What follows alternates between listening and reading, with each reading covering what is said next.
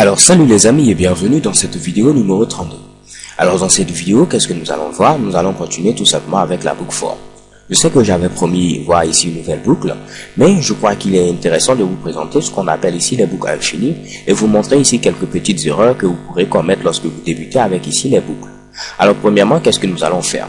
Nous allons tout simplement ici mettre for. Je vais mettre ici ma variable i qui sera initialisée tout simplement à 0. Je mets ici i qui sera tout simplement inférieur, je vais mettre pourquoi pas à 5. Et je vais mettre ici i tout simplement plus égal à 2. Et là, je vais afficher tout simplement le contenu de ma variable i. Donc, je mets ici system.out.println comme ceci. Et je vais mettre ici la variable i est égale comme ceci à. Et je vais mettre ici le contenu de ma variable i. Alors là, si je lance l'exécution de ce code, qu'est-ce qui se passe? La variable i est égale à 0, la variable i est égale à 2, la variable i est égale à 4. Alors pourquoi? Nous avons d'abord ici i qui vaut 0. Donc ici, au niveau de notre variable i, nous aurons ici comme valeur tout simplement 0. On va venir afficher à ce niveau, la variable i est égale ici à 0. Ok? Ensuite, on va ajouter ici 2 à la variable i. Donc i va valoir maintenant ici 2. Est-ce que 2 est inférieur à 5? Oui, 2 est inférieur à 5. Donc, on va afficher la variable i est égale à 2. Ok? Ensuite, on ajoute encore 2 à tout simplement ma variable i. J'aurai ici comme valeur quoi? J'aurai comme valeur ici 4. Est-ce que 4 est inférieur à 5? Oui, 4 est inférieur à 5. Donc, j'affiche ici la variable i est égale à 4.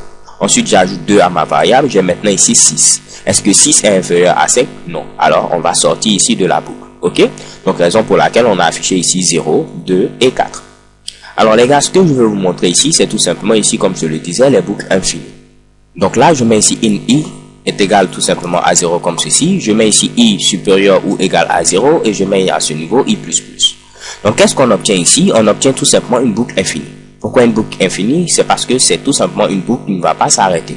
En effet, qu'est-ce qui va se passer? J'ai initialisé ma variable i ici à 0. Donc i vaut tout simplement ici 0.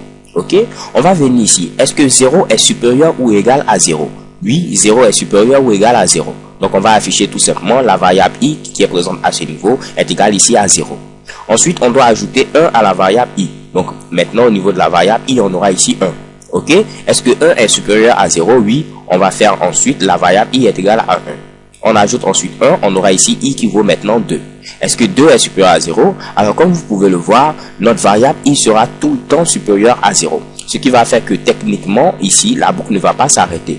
Je dis bien techniquement, pourquoi? Parce qu'en réalité, on va sortir de cette boucle-là. Puisque l'ordinateur n'est pas assez bête, en répétant ici ce nombre d'instructions plusieurs fois, il va s'en rendre compte qu'on lui demande de faire ici le même boulot ici, de manière assez répétitive. Ok? Donc il va dire tout simplement, bon moi je suis fatigué, j'arrête. Donc à ce niveau, techniquement, on va dire que la boucle va s'arrêter, mais nous on va appeler tout simplement ce Mitsubishi boucle infinie parce que comme on peut le voir, l'ordinateur ne va faire ici que tourner ici au niveau de cette boucle-là. Donc je vais lancer l'exécution de ce Mitsubishi et vous allez voir ici le résultat qu'on obtient. Donc vous pouvez le voir, on a ici de très grands nombres parce qu'à chaque fois on incrémente la valeur de la variable i est toujours supérieur à 0, on continue, on incrémente la valeur de la variable i est toujours supérieur à 0, on continue, et ainsi de suite. Ok? Donc là, moi, je vais cliquer tout simplement sur ce bouton rouge pour arrêter tout simplement l'exécution de ce Mitsubishi.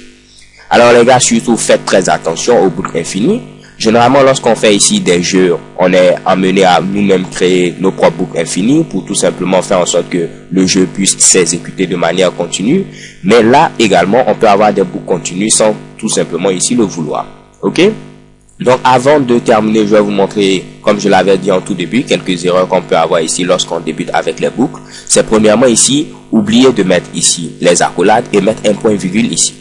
Alors comme on l'avait vu au niveau tout simplement ici des conditions, si vous mettez ici le point virgule à ce niveau, ce sera considéré comme ceci, comme une instruction vide. Ok, donc vous aurez tout simplement un Mitsubishi de ce genre-là. De même, si vous oubliez ici de mettre ici les accolades et vous mettez ici deux instructions, vous aurez droit tout simplement à quelque chose dont vous ne souhaitez pas, par exemple, avoir. Donc, si je mettais deux instructions que je sépare tout simplement avec l'indentation, qu'est-ce qui va se passer à ce niveau? Il ne va pas répéter ces deux instructions en fonction de cette boucle, mais il va répéter tout simplement la première instruction. Parce que vu qu'on n'a pas mis d'accolade, il va se dire tout simplement que l'instruction qui doit être répétée, c'est cette instruction-là. Ok? Celle-là doit être tout simplement affichée indépendamment ici de notre boucle.